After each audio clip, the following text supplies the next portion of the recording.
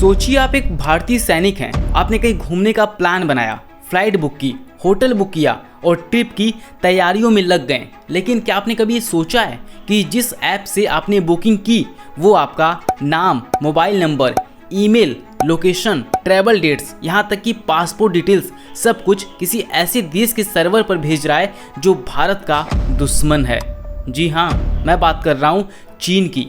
और मैं हवा में बातें नहीं कर रहा हूँ, ये दावा खुद ईज माई ट्रिप के को फाउंडर निशांत पिट्टी ने किया है। उनका कहना है कि मेक माई ट्रिप और गो आईबीबो जैसे ट्रैवल ऐप्स पर चीन का सीधा कंट्रोल है।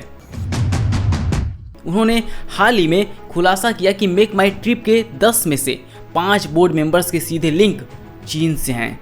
इतना ही नहीं, ये कंपनियां Trip.com ग्रुप के प्रभाव में काम कर रही हैं, जो एक चीनी कंपनी है और बीजिंग से ऑपरेट होती है। जैसे भारत में हमारा दिल्ली राजधानी है, ठीक वैसे ही चाइना का राजधानी है बीजिंग, वहाँ से ये ऑपरेट होती हैं कंपनियाँ। दोस्तों, Trip.com एक सरकारी कानून के तहत आती है जिसे नेशनल इंटेलिजेंस लॉ कहते हैं। इस कानून के मुताबिक चीन की हर कंपनी और हर नागरिक को अगर सरकार कहे डेटा दो तो उन्हें देना ही होगा। यानी अगर चीन की सरकार कहती है हमें भारतीयों की ट्रैवल डिटेल्स चाहिए तो Trip.com ना नहीं कह सकती। अब सोचिए, यही Trip.com ग्रुप मेक माई ट्रिप के ऑपरेशंस को प्रभावित कर रहा है और मेक माई ट्रिप भारत में हर दिन लाखों ट्रांजैक्शन करता है। 2023 की एक रिपोर्ट के अनुसार मेक माई ट्रिप पर हर महीने करीब 20 लाख से अधिक बुकिंग्स होती है। यानी हर महीने करोड़ों लोगों की पर्सनल और लोकेशन से जुड़ी जानकारी एक ऐसे देश तक पहुंच सकती है जो भारत के खिलाफ युद्ध की तैयारी करता है। यह सिर्फ आम नागरिकों तक सीमित नहीं है। हमारे देश के सैनिक, पुलिस अधिकारी, यहाँ तक कि आईएएस और आईपीएस अफसर भी छुट्टी पर जाने के लिए या ट्रांसफ़र के समय इन ट्रैवल ऐप्स का इस्तेमाल करते हैं। अब सोचिए, अगर किसी जवान की पोस्टिंग कहाँ हो रही है, उसका ट्रैवल रूट क्या है, उसकी ट्रेनिंग लोकेशन या डिप्लॉयमेंट किस जगह है, ये सब अगर चीन के पास पहुँच जाए तो ये नेशनल सिक्योरिटी पर सीधा हमला नहीं तो और क्या है। ऐसा नहीं है कि चीन पहली बार डेटा चोरी के आरोप में आया है। 2020 में भारत सरकार ने टिकटॉक, शेयरइट, यूसी ब्राउज़र जैसे 250 से अधिक चीनी ऐप्स को बैन किया था। कारण सिर्फ एक था, डेटा चोरी। और अगर ये तब संभव था तो आज भी क्या गारंटी है कि मेक माई ट्रिप और गो आईबीबो का डेटा चीन तक नहीं जा रहा है।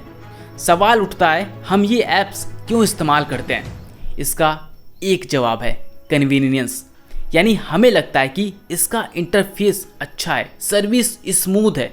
लेकिन क्या आप जानते हैं कि 2022-23 में नेशनल कंज्यूमर हेल्पलाइन को ट्रैवल सेक्टर से जुड़ी जो सबसे ज़्यादा शिकायतें मिली उनमें से 28% सिर्फ मेक माई ट्रिप और गो आईबीबो के खिलाफ थी।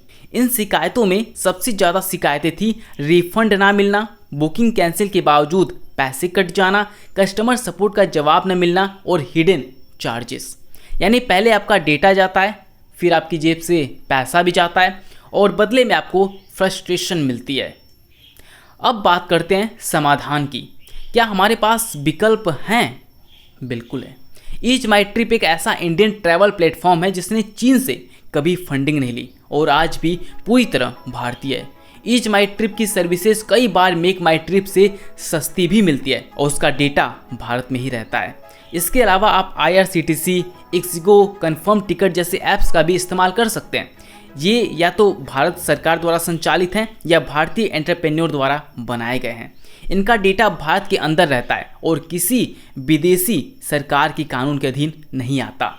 अब सोचिए, क्या कुछ रुपए की छूट के लिए या थोड़े अच्छे UI के लिए हम अपनी पूरी ट्रैवल हिस्ट्री, पर्सनल जानकारी और शायद देश की सुरक्षा तक को खतरे में डाल सकते हैं?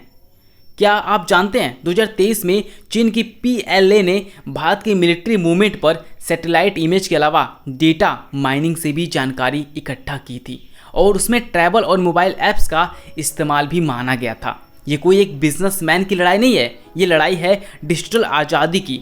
एक समय था जब अंग्रेज हमारे देश के संसाधनों का फ़ायदा उठाते थे। अब वही काम डिजिटल दुनिया में चीनी कंपनियां कर रही हैं।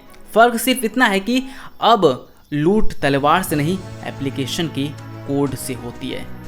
आज हम वोकल फॉर लोकल की बात करते हैं, तो क्या ये ज़रूरी नहीं है कि हम अपनी बुकिंग्स भी लोकल ऐप से करें? हम बॉर्डर पर लड़ने नहीं जा सकते, लेकिन हम इतना तो कर ही सकते हैं कि अपने डेटा को बॉर्डर पार ना जाने दें। तो अगली बार जब आप होटल बुक करें या फ्लाइट का टिकट लें, एक बार जरूर सोचिए, क्या आप भारत के साथ खड़े हैं या उन ऐप्स के साथ जो भारत के खिलाफ डेटा भेज सकते हैं। आपकी एक बुकिंग किसी भारतीय स्टार्टअप को ताकत दे सकती है और चीन जैसे देश की डिजिटल ताकत को कम कर सकती है, क्योंकि आप बॉर्डर पर खड़े ना सही, लेकिन आपका डेटा जरूर खड़ा हो सकता है आपके देश के खिलाफ एक दुश्मन देश के दरवाजे पर। अगर आप मानते हैं कि ये जानकारी हर भारतीय तक पहुंचनी चाहिए, तो इस वीडियो को ज़्यादा से ज़्यादा शेयर करें। कमेंट करके बताइए, क्या आपने पहले इन ऐप्स को यूज किया है और क्या अब आप इन्हें यूज करना चाहेंगे? हमें कमेंट बॉक्स में जरूर बताएं, हम आपके कमेंट को जरूर पढ़ेंगे। और अगर आप ऐसे और वीडियो देखना चाहते हैं तो हमारे चैनल पर विजिट करें और हमें सब्सक्राइब करना ना भूलें। बहुत बहुत धन्यवाद।